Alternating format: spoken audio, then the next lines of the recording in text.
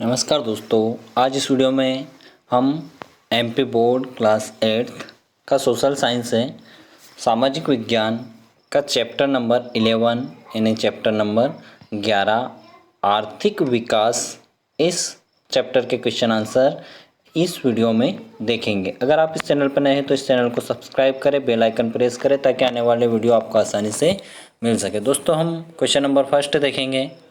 Question number first है, निम्नलिखित प्रश्नों के सही विकल्प चुनकर लिखिए। नंबर 1 है, भारत में कार्यशील जनसंख्या का लगभग कितने प्रतिशत कृषि कार्य में संलग्न है। इन्हें भारत में कार्यशील जनसंख्या का लगभग कितने प्रतिशत भाग कृषि कार्य में संलग्न है। तो दोस्तों कितने प्रतिशत है, तो वह है 60% भाग। कितने? 60% लोग जनसंख्या कृषि क्षेत्र में संलग्न है। नेक्स्ट क्वेश्चन देखेंगे, क्वेश्चन नंबर 2।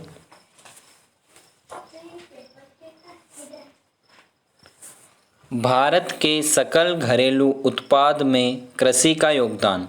भारत के सकल घरेलू उत्पाद में कृषि का योगदान तो कितने प्रतिशत है, तो वह है 26%। कितने प्रतिशत है दोस्तों? 26%। नेक्स्ट क्वेश्चन देखेंगे, क्वेश्चन नंबर 3। औद्योगिक विकास से कृषि पर निर्भरता कम होती है, जीवन स्तर में सुधार आता है, उपयुक्त दोनों या उपयुक्त में से कोई नहीं। तो इसका आंसर हो जाएगा उपयुक्त दोनों। क्या जाएगा? उपयुक्त दोनों। नेक्स्ट क्वेश्चन है, प्रश्न नंबर 2, रिक्त स्थानों की पूर्ति कीजिए। क्वेश्चन नंबर 2 है, रिक्त स्थानों की पूर्ति कीजिए। भारत, नेपाल, चीन, पाकिस्तान। भारत, नेपाल, चीन और पाकिस्तान विकासशील देश हैं तथा जापान, सिंगापुर, ब्रिटेन, अमेरिका, ये कौन से देश हैं? ये विकसित देश हैं। क्या है? भारत, नेपाल, चीन और पाकिस्तान विकासशील देश है तथा जापान, सिंगापुर, ब्रिटेन, अमेरिका ये विकसित देश हैं। नेक्स्ट है, औद्योगिक विकास देश व नागरिकों के लिए लाता है। तो क्या लाता है? वो समृद्धि लाता है। फिर है नेक्स्ट, लोहा इस्पात का आधुनिक कारखाना कहाँ? लोहा इस्पात का आधुनिक कारखाना जमशेदपुर, झारखंड में लगाया गया। कहाँ पे लगाया? जमशेदपुर, झारखंड में लगाया गया। नेक्स्ट देखेंगे, अर्थव्यवस्था के मंद विकास से बढ़ती है तो बेरोजगारी बढ़ती है। यानी अर्थव्यवस्था के जो मंद विकास होता है उसमें बेरोजगारियां बढ़ती हैं। नेक्स्ट देखेंगे, क्वेश्चन नंबर 3 है, अति लघु उत्तरीय प्रश्न। नंबर 1 है, निर्धनता किसे कहते हैं? निर्धनता किसे कहते हैं? उत्तर देखेंगे, निर्धनता वह दशा है जिसमें किसी व्यक्ति को अपने जीवन यापन के लिए भोजन, वस्त्र और मकान जैसी न्यूनतम आवश्यकताओं की पूर्ति करने में कठिनाइयाँ होती है। निर्धनता वह दशा है जिसमें किसी व्यक्ति को अपने जीवन यापन के लिए भोजन, वस्त्र और मकान जैसी न्यूनतम आवश्यकताओं की पूर्ति करने में कठिनाई होती है। नेक्स्ट देखेंगे, बेरोजगारी किस स्थिति को कहते हैं? बेरोजगारी किस स्थिति को कहते हैं? तो उत्तर देखेंगे, बेरोजगारी वह स्थिति है जिसमें कोई व्यक्ति शारीरिक और मानसिक रूप से कार्य करने का इच्छुक होने पर भी कार्य पाने में असमर्थ रहता है। बेरोजगारी वह स्थिति है जिसमें कोई व्यक्ति शारीरिक और मानसिक रूप से कार्य करने का इच्छुक होने पर भी कार्य पाने में असमर्थ रहता है। उसको हम क्या कहेंगे? बेरोजगार स्थिति कहेंगे। नेक्स्ट क्वेश्चन देखेंगे, खनिज आधारित उद्योग कौन कौन से हैं? खनिज आधारित उद्योग कौन कौन से हैं? तो उत्तर है, लोहा और इस्पात, सीमेंट तथा रसायन उद्योग खनिज आधारित उद्योग हैं। लोहा लोहा और इस्पात, सीमेंट तथा रसायन उद्योग खनिज आधारित उद्योग है। नेक्स्ट देखेंगे, कुटीर उद्योगों के नाम लिखिए। कुटीर उद्योगों के नाम लिखिए। उत्तर है प्रमुख रूप से खिलौने बनाना, लिफाफे बनाना, पापड़ बनाना, बीड़ी बनाना, चटाई बनाना, झाड़ बनाना, मसाले तैयार करना, बीड़ी बनाना और कपड़े बुनना आदि कार्य कुटीर उद्योगों में शामिल होते हैं। प्रमुख रूप से खिलौने बनाना, लिफाफे बनाना, पापड़ बनाना, बड़ी बनाना, चटाई बनाना, झाड़ बनाना, मसाले तैयार करना, बीड़ी बनाना और कपड़े बुनना आदि कार्य कुटीर उद्योगों में शामिल होते हैं। नेक्स्ट देखेंगे,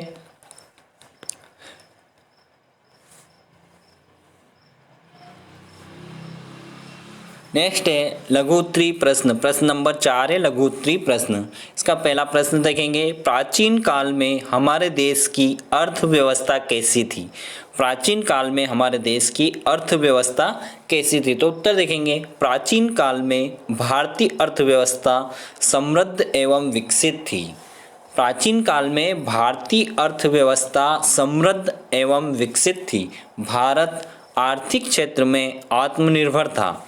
ईस्ट इंडिया कंपनी शुरू के वर्षों में बहुमूल्य धातुओं के बदले भारत में बने कपड़े, मसाले व कुटीर उत्पाद खरीदती थी। प्राचीन काल में हमारी जो भारत की अर्थव्यवस्था थी वो समृद्ध और विकसित थी। भारत आर्थिक क्षेत्र में भी अपने आप में आत्मनिर्भर था। जब शुरू में ईस्ट इंडिया कंपनी ने कुछ वर्षों के लिए तो बहुमूल्य धातुओं के बदले भारत में बने जो कपड़े, मसाले, कुटीर उद्योग उत्पाद ये खरीदती थी। नेक्स्ट क्वेश्चन देखेंगे,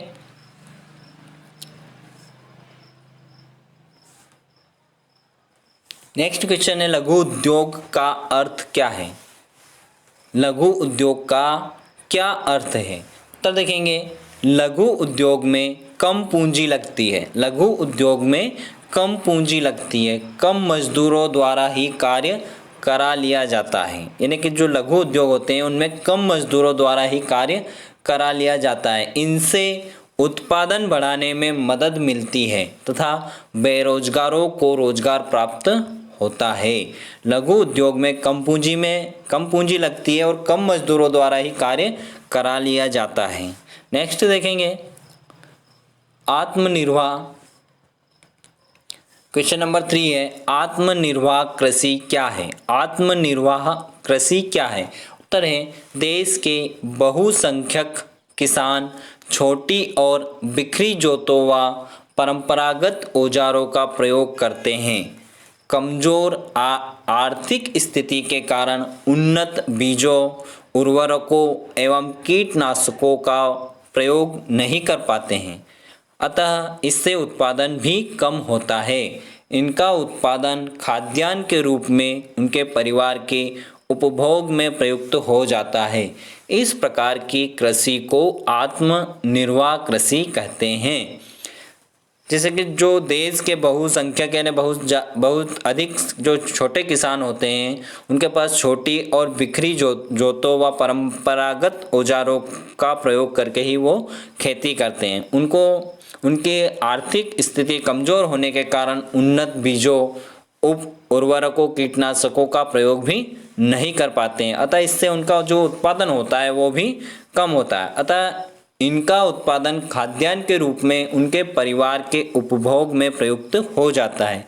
इस प्रकार की कृषि को आत्मनिर्वाह कृषि कहते हैं। नेक्स्ट देखेंगे हम, ग्रामीण रोजगार गारंटी। ग्रामीण रोजगार गारंटी योजना क्या है?